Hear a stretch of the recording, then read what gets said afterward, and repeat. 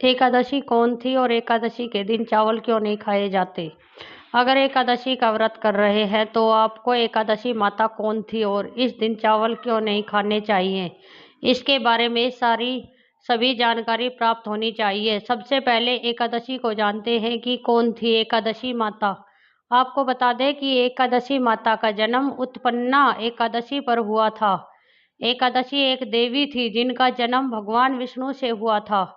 उन्होंने असुरों को मारने में भगवान विष्णु की मदद की। इस पर भगवान विष्णु प्रसन्न हुए और वरदान मांगने को कहा।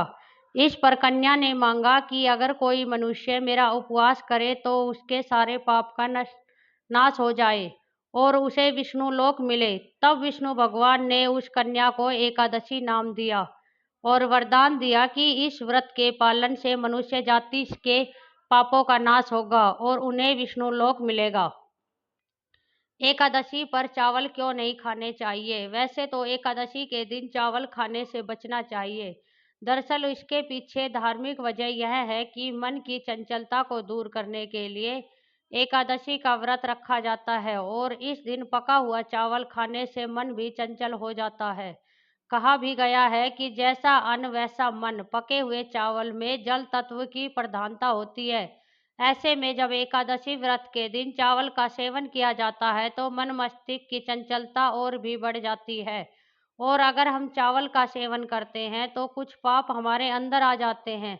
इसके बारे में एक कथा से जानते हैं। धार्मिक कथा के अनुसार विष्णु जी ने एकादशी से सभी पापों को नष्ट करने के लिए कहा और जब एकादशी सभी पाप नष्ट करने चली तो कुछ पाप चावल में छिप गए।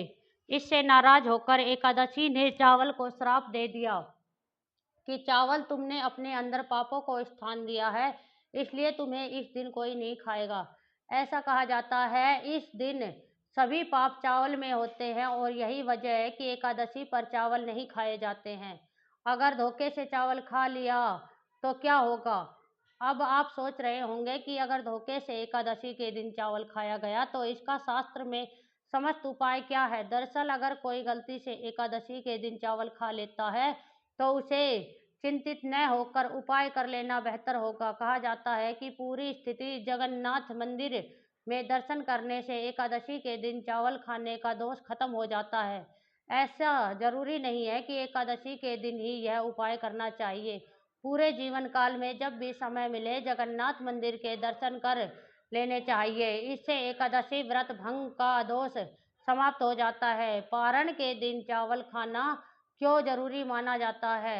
एकादशी के दिन कोई चावल नहीं खाते लेकिन अगले दिन व्रत का पारण चावल खाकर ही किया जाता है, तभी व्रत संपूर्ण होता है। आपको बता दें कि एकादशी व्रत के नियम का पालन दशमी तिथि की शाम से करना चाहिए और अगले दिन व्रत रखकर पारण द्वादशी को सुबह करना चाहिए। दोस्तों, आपको यह जानकारी कैसी लगी कमेंट बॉक्स में अवश्य बताइए। साथ ही अगर आप हमारे चैनल पर नए हैं तो चैनल को सब्सक्राइब अवश्य कर लेना। हो सके तो इस वीडियो को ज़्यादा से ज़्यादा शेयर अवश्य करें। वीडियो देखने के लिए आपका बहुत बहुत धन्यवाद। जय श्री कृष्णा।